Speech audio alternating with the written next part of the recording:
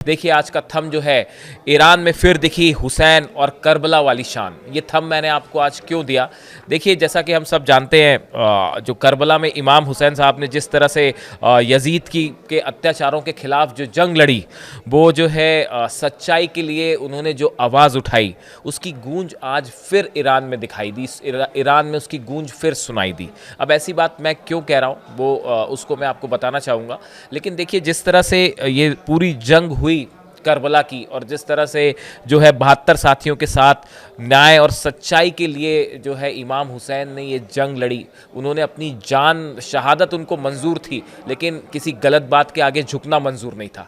इसका जो संदेश गया, इस पूरी कहानी से जो एक संदेश गया, वो संदेश आज एक बार फिर ईरान में सुनाई दे रहा है। अब ये बात मैं ऐसी क्यों कह रहा हूँ मैं आपको बताऊँगा। देखिए हाल ही में अभी 3-4 दिन पहले की बात है, जो अली खामेनी साहब हैं, ये एक पब्लिक गैदरिंग को एड्रेस कर रहे थे, जिसमें ईरान की साइंटिफिक जो सोसाइटी है उसके कुछ लोग थे, वैज्ञानिक थे, और जो यंग साइंटिस्ट होते हैं, यंग बच्चे थे, वो उसमें शामिल थे। मतलब साइंस से जुड़े जो लोग थे वो उसमें शामिल थे। इस पूरी सभा में अली खामेनी साहब ने एक स्पीच दी।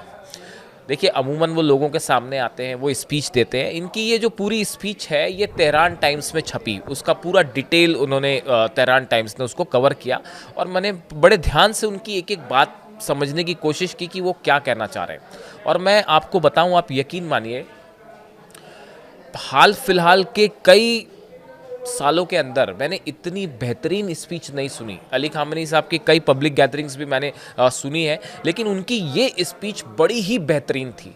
और इस स्पीच में आप पूछेंगे कि भाई इसमें क्या खास था। उनकी इस स्पीच में उन्होंने बताया कि आखिर कैसे ईरान ने इजराइल के खिलाफ जंग में जीत हासिल की। इस उनकी स्पीच में ये संदेश छुपा था कि आखिर तमाम कोशिशों के बावजूद ईरान अपने दुश्मनों के सामने क्यों नहीं झुक पाया। ईरान की इस ताकत का सोर्स क्या है, कहाँ से ईरान को ये ताकत मिलती है। ये उनकी स्पीच में उन्होंने एक नए ईरान को पेश किया, जो आधुनिक ईरान है उसकी छवि को पेश किया। देखिए उन्होंने क्या कहा, मोटी मोटी बातें, पहले हम उस पर आप चर्चा करें, फिर कैसे मुझे क्यों उससे करबला और इमाम हुसैन की याद आई, मैं आपको वो बताऊंगा बात। देखिए उन्होंने कहा कि उनकी जो स्पीच जब उन्होंने देना शुरू की, सामने बड़े सारे लोग थे, वैज्ञानिक थे, यंग बच्चे थे, उनको वो मैसेज दे रहे थे। उन्होंने कहा कि अब ईरान जो है वो एक रीजनल पावर नहीं है। सिर्फ ईरान की पहले तुलना ऐसे होती थी कि मिडिल ईस्ट का एक देश है और एक वहाँ का एक देश है जो थोड़ा शक्तिशाली है। उन्होंने कहा अब ये ईरान की इमेज जो है ये एक रीजनल पावर की नहीं है। अब ईरान जो है वो पूरे वर्ल्ड का एक शक्तिशाली देश बन के उभर कर सामने आया है।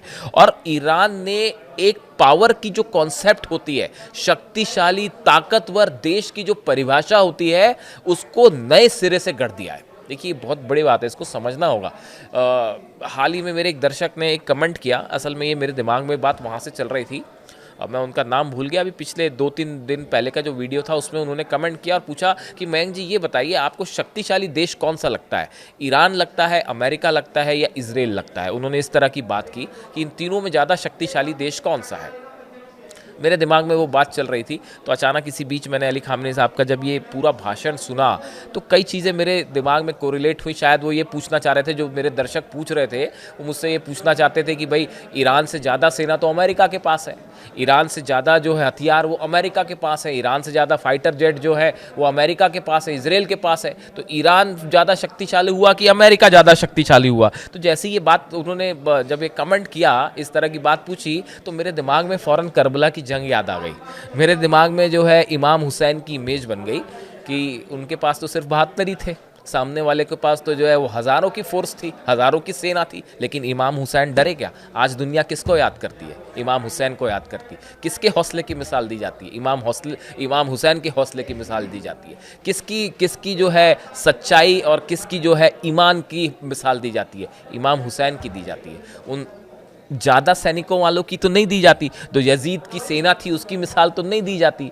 तो जो भले कम सैनिक थे लेकिन अपने ईमान पे जो डटा रहा, कम संख्या में होने के बाद भी अपना हौसला और हिम्मत दिखाता रहा, असली शक्तिशाली तो वो हुआ, असली पावरफुल तो वो हुआ। इस तरह का विचार मेरे दिमाग में आया। खैर, हम भटक रहे हैं, हम फिर से आते हैं अली खामेनी साहब की बात पे। तो देखिए, उन्होंने एक नया ईरान की परिभाषा बताई। उन्होंने कहा कि ईरान अब एक रीजनल पावर नहीं है, ईरान अब पूरी दुनिया में एक ऐसा देश बन चुका है जो पावरफुल कंट्री की परिभाषा, नई डेफिनेशन उसने गढ़ी है। और उन्होंने है ना 3 चीज़ों की अपने इसमें चर्चा की। उन्होंने कहा कि 3 ऐसी चीज़ है जो नए ईरान को ड्राइव कर रही है, उसको आगे ले जाने में, उसके जो एग्जिस्टेंस है, उसके जो फाउंडेशन है, वो 3 चीज़ों पे है। अब वो 3 चीज़ें जिन्होंने उनका जिक्र किया, उसमें पहली थी फेथ। अली खामेनी साहब का कहना ऐसा था कि ईरान जो है, जो नया ईरान है, किसी भी सूरत में हम अपने ईमान से नहीं हटके, से डिगेंगे नहीं। जो इस्लामिक रेवोल्यूशन हुई, जो हमने अपने प्रिंसिपल्स सीखे हैं, जो हमारी विश्वास है, हमारी बिलीफ्स है, हम कभी उससे हटेंगे नहीं। ये चीज़ ईरान की, ये एक चीज़ जो है वो उसको हमेशा अपने दुश्मनों पर अपर हैंड देती है। और आप देखिए, ये बात बड़ी है भी एक्चुअली ऐसा। अब देखिए, इन्होंने, अली खामेनी साहब ने एक बड़ी बात और कही। उन्होंने कहा कि enemy's main objective is to erode national morale. देखिए, उन्होंने ये कहा कि जो दुश्मन देश होता है वो क्या करता है, कोई भी दुश्मन सबसे पहले क्या करता है, वो आपका जो ग्लोरी है, आपका जो सम्मान है, आपका जो विश्वास है, उसको डिगाने की कोशिश करता है। अली खामेनी साहब कहते हैं कि अगर आपका विश्वास डिग गया, आपका जो प्रिंसिपल्स हैं आपकी इस्लामिक रेवोल्यूशन के, या जो आपकी ऐसी चीज़ें हैं जिस पे आप विश्वास करते हो, अगर आपका वो विश्वास डिग गया तो आप पहली जंग वहाँ हार जाते हो। जो असली जंग होती है मिज़ाइलों वाली और हथियारों वाली, वो जंग तो एक अलग है, लेकिन असली जंग माइंड में, दिमाग में लड़ी जा रही है। और अगर आप अपने ईमान पर कायम रह गए तो आप आधी जंग तो साहब वहीं पे जीत गए। तो उन्होंने जो है इसको कहा टू हिम, मतलब अली खामेनी साहब कह रहे हैं टू हिम, उनके लिए कहा जा रहा है, this war is a kind of psychological engineering of Nations and faith is the armour that protect against it. उन्होंने ये कहा कि आजकल एक साइकोलॉजिकल वॉरफेयर होता है। आप देखते होंगे बड़े बयान आते हैं अमेरिका की तरफ से, इजराइल की तरफ से, अली खामेनी साहब को टारगेट करते हुए या ईरान को टारगेट करते हुए कि हम आपको ख़त्म कर देंगे, तबाह कर देंगे, इस तरह की जो बयानबाजी आती है। लेकिन इन तमाम बयानबाजियों के बीच में अगर आप अपनी हौसले को कायम रख पाए, अपनी ईमान पर आप डटे रह गए, आपने जो चीज़ें, आपकी ताकत का जो सोर्स है, अगर आप उस पर बने रह गए, तो साहब आप कभी जंग नहीं हारेंगे। ये अली खामेनी साहब का कहना है। और देखिए, ये कोशिश वो कहते हैं कि जो दुश्मन होता है, the enemy seeks to make the nation depressed, hopeless and illusion with its own capabilities. देखिए, वो ये कहते हैं कि कोई भी जो दुश्मन होता है वो क्या करता है, किसी भी देश को डिप्रेस करने की कोशिश करेगा, बयानबाजी के जरिए होपलेस बनाने की कोशिश करेगा कि आपकी पूरी आशा ही खत्म हो गई है, कुछ नहीं है, और जो है वो आपको एक ऐसे देश के रूप में पेश करेगा जो कमज़ोर है। अगर कोई देश दुश्मनों की इन बातों में ना आए और वो इस बात पर कायम रहे कि भाई मेरे प्रिंसिपल्स ये हैं और मैं इस पे अडिग रहूँगा, तो आप आधी जंग वहीं जीत जाते हैं। देखिए, जो 12 दिन की जंग हुई, इसमें यही हुआ। लगातार धमकियां मिलती रहीं कि अगला निशान अली खामेनी साहब होंगे, उनको हम हमला कर देंगे, ईरान को हम तबाह कर देंगे। लेकिन ईरान जो है उसने कुछ अपनी बात पर वो बना रहा। अली खामेनी साहब पब्लिक के बीच में भी आए, उन्होंने तो नमाज तक पढ़ दी, बीच में आके ओपन होके एक मस्जिद में वो आ गए और लगातार वो अपनी बात पर कायम रहे। जो होगा वो देखा जाएगा। कुछ ऐसा ही कहीं करबला में भी तो नहीं हुआ था? इमाम हुसैन को लाख डराने की, धमकाने की तमाम कोशिशें की गई। मैंने इसको वहाँ से कोरिलेट कैसे किया, मतलब मेरे दिमाग में ये बात आई, मैंने सीधी तरीके पे आपके सामने रख दी कि देखिए, करबला की जंग के बारे में जो मैंने हिस्ट्री पढ़ी, तो मुझे ऐसा लगता है कि अली खामेनी साहब की बात बड़ी उसके करीब है। इमाम हुसैन को तमाम डराने, धमकाने की कोशिश की गई और पता नहीं क्या क्या कहा जाता है कि पानी बंद कर दिया गया, सब कुछ किया गया, लेकिन वो अपनी फेथ जो थी, अपने ईमान पर वो कायम रहे। और यही चीज़ आज ईरान की बहुत बड़ी ताकत है। देखिए, दूसरी चीज़ आप कहें नॉलेज, जो अली खामेनी साहब ने अपनी बात दूसरा बड़ा संदेश दिया। 3 बातें कही, पहली फेथ हो गई, ईमान हो गई, है ना। दूसरी जो बात उन्होंने कही वो नॉलेज। उन्होंने कहा कि इस फेथ के साथ, ईमान के साथ जो सबसे बड़ी ज़रूरत है वो है साइंटिफिक प्रोग्रेस। वो ये कहते हैं कि कोई भी देश अगर सिर्फ ईमान पे, फेथ पे रहे और तरक्की ना करे तो ये बैलेंस बिगड़ जाता है। आपको पूरे साइंटिफिक डेवलपमेंट करने पड़ेंगे और उसके साथ आपको अपने ईमान पर कायम रखना होगा, तब आप अपने देश को तेजी के साथ आगे बढ़ा सकते हैं। और यही ईरान की ग्लोरी, ईरान जो एक बड़े पावरफुल देश के रूप में उभर कर सामने आ रहा है, ये उसका आधार है, ऐसा अली खामेनी साहब का कहना है। देखिए उन्होंने जो है अपनी इस स्पीच में कई सारी चीज़ें कही। उन्होंने जो है वो ये भी बताया कि कैसे ईरान ने बड़े कम समय में जो है वो पिछले कुछ समय में कैसे जो है वो अलग अलग क्षेत्रों में जो है वो तेज़ी से विकास किया है, चाहे वो मेडिकल होए, चाहे वो स्पेस साइंस हो, चाहे वो न्यूक्लियर साइंस हो, मेडिसिन साइंस हो, हर क्षेत्र का अली खामेनी साहब ने बड़े स्पेसिफिकली इन सब वर्ड्स का जो है उसमें जिक्र किया कि कैसे जो है इन सब क्षेत्रों में जो है वो ईरान तेज़ी से तरक्की कर रहा है। यानी आप देखिए एक तरफ वो ईमान की बात कर रहे हैं, रिलीजन की बात कर रहे हैं अपने, कि कैसे रिलीजन के धार्मिक जो विश्वास है उस पर कायम रहता है, फेथ बनाए रखनी है, और साथ ही साथ वो साइंस की भी बात कर रहे हैं। देखिए सिर्फ ऐसा नहीं है कि वो रिलीजियस बात कर रहे हैं और साइंस की बात नहीं कर रहे, वो साइंटिफिक डेवलपमेंट भी चाहते हैं। आप विजन देखिए कि कैसे वो ये भी चाह रहे हैं कि सिर्फ फेथ ना हो, विजन साथ में जो है नॉलेज भी हो। उन्होंने कहा describe science as the foundation of national deterrence. ये कितनी बड़ी बात है। देखिए उन्होंने जो है साइंस को उन्होंने नेशनल डिटरेंस का नाम दिया। आपने डिटरेंस सुना होगा कि क्या परमाणु बम डिटरेंस होता है, मिसाइल डिटरेंस होती है, यानी डिटरेंस मतलब आपके पास अगर वो चीज़ है तो दुश्मन 10 बार सोचता है हमला करे नहीं करे। लेकिन अली खामेनी साहब ने कहा कि नॉलेज इज द डिटरेंस। यार क्या खूबसूरत बात है, वाह। उन्होंने ये बात कही कि अगर आपके देश के पास, आपको अगर इंडिपेंडेंस चाहिए, अपने दुश्मनों पर अगर आपको विजय हासिल करनी है, जीत हासिल करनी है, फतेह हासिल करनी है, तो आपके पास साइंटिफिक डेवलपमेंट होना चाहिए, नॉलेज होना चाहिए। आपके पास मिसाइल्स बनाने का नॉलेज होना चाहिए, एडवांस नॉलेज होना चाहिए, एडवांस वेपन्स भी होने चाहिए आपकी। और सिर्फ वॉर ही नहीं, मेडिकल साइंस भी डेवलप होए, स्पेस साइंस भी डेवलप होए, आपके अंदर जो अलग अलग बायोलॉजिकल नए इन्वेंशंस हो रहे हैं वो भी होने चाहिए, साइंटिफिक फिजिक्स से जुड़े नए इन्वेंशन होने चाहिए, तब आपका देश आगे बढ़ता है। और जब आप ओवरऑल तेजी से विकास करते हैं तो ये होता है ये एक फाउंडेशन ऑफ नेशनल डिटरेंस कहलाएगा ये वाकई। और उन्होंने देखिए मैं जो वर्ड्स कह रहा था, Iran scientific achievement in field such as nano technology, laser technology, defence industry and particularly nuclear science, इस सब का उन्होंने जिक्र किया अपनी स्पीच पे। देखिए ये सब शब्दों का एक रिलीजियस लीडर है, वो सुप्रीम लीडर है, लेकिन उसके साथ साथ वो साइंस के बारे में भी अच्छी खासी नॉलेज रख रहे हैं और कितना साफ विजन रख रहे हैं वो कि कहाँ हमको ईरान को आगे ले जाना है। ये जो है जो उनका सेकंड जो स्पीच का फोकस था वो नॉलेज पे था। और ये बात तो आप भी याद रखिएगा, ये बहुत ही खूबसूरत लाइन है, one of the best line I heard in last few years. उन्होंने described science as the foundation of national deterrence. Amazing lines हैं। देखिए इसके अलावा तीसरी बात, दो बात कर ली हमने, फेथ यानी ईमान की बात कर ली एक प्रकार से, दूसरी नॉलेज की बात कर ली, साइंस की बात कर ली। जो उन्होंने कहा, उन्होंने ईरान की तीसरी खास बात बताई, स्टडी फास्टनेस। ये तेहरान टाइम्स में इंग्लिश वर्जन में ये छपा हुआ है पूरा आर्टिकल, मैंने इंग्लिश वाला ही पढ़ा तो उसमें शब्द है, उसको फिर मैंने ट्रांसलेट किया। देखिए स्टडी फास्टनेस क्या मतलब हुआ, अपनी बात पर कायम रहना, अपनी बात पर डटे रहना। ये तीसरी चीज़ उन्होंने बताई जो ईरान को, नए ईरान को बना रही है। देखिए इन खामेनीज view, nations are defeated not when enemies cross their borders but when they infiltrate their minds। देखिए स्टडी फास्टनेस जो तीसरी बात अली खामेनी साहब ने बताई, यानी कि अपनी बात पर कायम रहना, अपनी बात पर डटे रहना, ये जो तीसरी खास बात उन्होंने ईरान की बताई।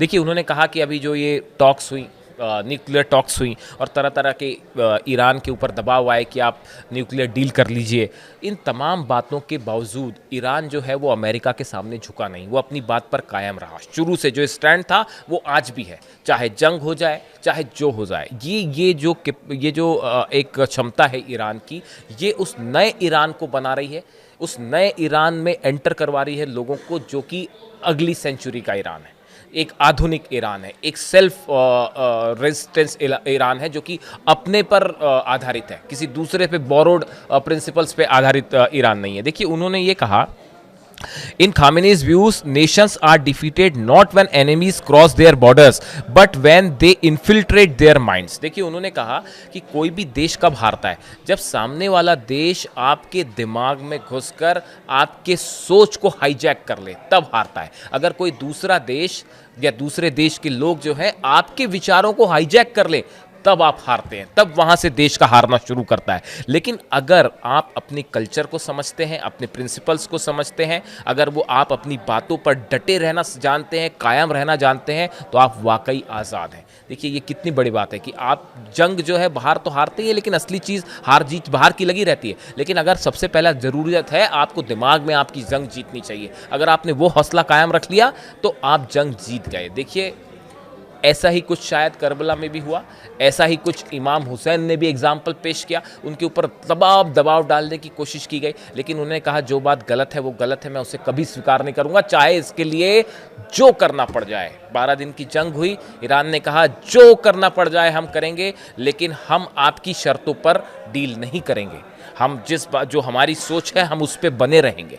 इसीलिए मेरे मन में ये बात आई अली खामनेई साहब की स्पीच सुनने के बाद, इसका एनालिसिस करने के बाद मेरे दिमाग में एकदम से इमेज बनी करबला वाली कहानी की, और कैसे इमाम हुसैन ने जो है वो शान के साथ वो जंग लड़ी। भले उनकी शहादत हुई हो, लेकिन बड़ी बात वो नहीं थी, बड़ी बात ये थी कि वो अपने प्रिंसिपल्स पर कायम रहे, उसके लिए उन्होंने जान देना मुनासिब समझा, लेकिन वो पीछे नहीं हटे। और आज यही वजह है कि करोड़ों लोग जो है बच्चा बच्चा जो है उनको इमाम हुसैन की बहादुरी की कहानी सुनाई जाती है।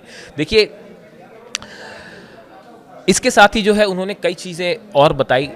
खामेनेई साहब ने एक विज़न रखा आने वाले ईरान का। देखिए क्या होता है, कभी भी किसी भी देश के बारे में जब बात होती है, किसी भी देश की तरक्की होगी या वो किसी एक ऐसी दिशा में आगे बढ़ जाए जहां सिर्फ जंग ही जंग हो रही है, अली खामेनेई साहब ने एक बड़ा विजन रखा है ईरान के सामने। एक तरफ देखिए जब जंग की बात होती है, जहां जंग हो रही है वहां जंग से जवाब जंग का दिया जाएगा, वो IRGC अपनी तैयारी कर रही है, ईरान अपनी तैयारी कर रहा है। लेकिन अली खामेनेई साहब ने जो ईरान की जनता को संदेश दिया, जो इसमें बड़े सारे साइंस से जुड़े बच्चे थे इस स्पीच में, यंगस्टर्स थे, यंग साइंटिस्ट थे, उन्होंने उनको बताया कि देखिए ये जो मिसाइल्स है हमारी, ईरान की जिन मिसाइल्स की बात होती है, ये सिर्फ हथियार नहीं है, ये हमारी इंडिपेंडेंस का एक प्रतीक है, एक सिंबल है। कैसे कि आपने साइंटिफिक डेवलपमेंट किए, आपने साइंटिफिक एक्सपेरिमेंट्स किए, आपने अपनी इंडिपेंडेंस को कायम रखा और अब इस प्रोजेक्ट को आगे बढ़ाया। इससे आप जो साइंटिफिक डेवलपमेंट करते हैं वो आपके देश की रक्षा में काम आए। उन्होंने आज ईरान को, देखिए जो मिसाइल अटैक हुए इजराइल पर, वो मिसाइलें क्या है, वो इसी इंडिपेंडेंट ईरान का एक सोर्स है जिसने ईरान को जीत दिलाई जंग में, जिसने ये साबित किया कि एक इंडिपेंडेंट ईरान है, स्वतंत्र ईरान है जो किसी के सामने झुकेगा नहीं। तो ये जो मिसाइल्स हैं ये सिर्फ जंग नहीं है, ये एक सिंबल है ईरान की इंडिपेंडेंस का, एक ऐसे ईरान का जो खुद पर निर्भर करता है, एक ऐसे ईरान का जहां पे जो आगे बढ़ना चाहता है। इसीलिए साइंस भी जरूरी है। देखिए कैसे उन्होंने चीजों को इंटरमिंगल किया, और ये सिर्फ वेपन नहीं है, ये ईरान की शान है। मैं कई बार अपने मुस्लिम फ्रेंड से बात करता हूं तो वो उस तलवार का जिक्र करते हैं जो शायद इमाम हुसैन ने जिससे जंग लड़ी थी, वो बड़ी एक उसको उस तरह से देखा जाता है, एक पावर की तरह देखा जाता है। जो ये मिसाइल्स हैं ये सिर्फ मिसाइल्स नहीं है, ये ईरान की शान है, ईरान की इंडिपेंडेंस सोच की एक मिसाल है। तो आप देखिए ये पूरी जो स्पीच थी ये बड़ी खूबसूरत स्पीच थी, इसमें कोई शक नहीं है। और आप इसको एनालाइज करें, आपको तेहरान टाइम्स में मैंने आपको सोर्स भी बता दिया, छपी हुई आप देख सकते हैं वहाँ पे। इसके अलावा अगर ये वीडियो मिल जाए आप देखिए इसको, यानी ये मैंने इसको इस पूरे मामले को इसलिए जोड़ा क्योंकि मुझे ये स्पीच बड़ी पसंद आई, और वो करबला वाले जो प्रिंसिपल्स हैं उससे भी जोड़ के आप उसको देख सकते हैं। देखिए जंग का क्या होगा मुझे नहीं पता, आगे अमेरिका का क्या रुख रहता है ईरान को लेकर, और न्यूक्लियर डील हो पाती है नहीं हो पाती है, जंग होगी नहीं होगी, ये तो इसके बारे में कोई प्रिडिक्शन नहीं होता है। लेकिन जो चीज़ होती है सीखने वाली, देखिए हर रिलीजन के लोग अपनी चीज़ें पढ़ते हैं, हिंदूज़ अपनी चीज़ें पढ़ेंगे, मुस्लिम अपनी चीज़ें पढ़ेंगे, ईसाई जो हैं वो बाइबल पढ़ेंगे, अपनी अपनी चीज़ें हर सब कोई पढ़ते हैं। लेकिन ज़रूरी क्या होता है, ज़रूरी सिर्फ उसको पढ़ना नहीं है, आप उससे क्या सीख रहे हैं और उसको अपने जीवन में कितना उतार रहे हैं, ये ज़्यादा ज़रूरी है। कि आपने कोई चीज़ पढ़ी, आपने बाइबल पढ़ा, कुरान पढ़ा, आपने रामायण पढ़ा, या कोई भी लोग जो अपने अपने बुक्स पढ़ते हैं, रिलीजियस बुक पढ़ते हैं, पढ़ना तो अच्छी बात है ही, लेकिन आपने उसे सीखा कितना, उसको अपने जीवन में कितना उतारा। और इसी का एग्ज़ाम्पल है अली खामेनी साहब, और इसी का एग्ज़ाम्पल है इस बात का जवाब कि ईरान जो है क्यों नहीं हारा इतनी बड़ी जंगों के बावजूद। कैसा लगा आपको ये बात, मेरे मन में आई, मैंने रख दी आपके सामने। अगर अच्छा लगा हो तो कमेंट करिएगा, बताइएगा कैसा लगा। Thank you so much.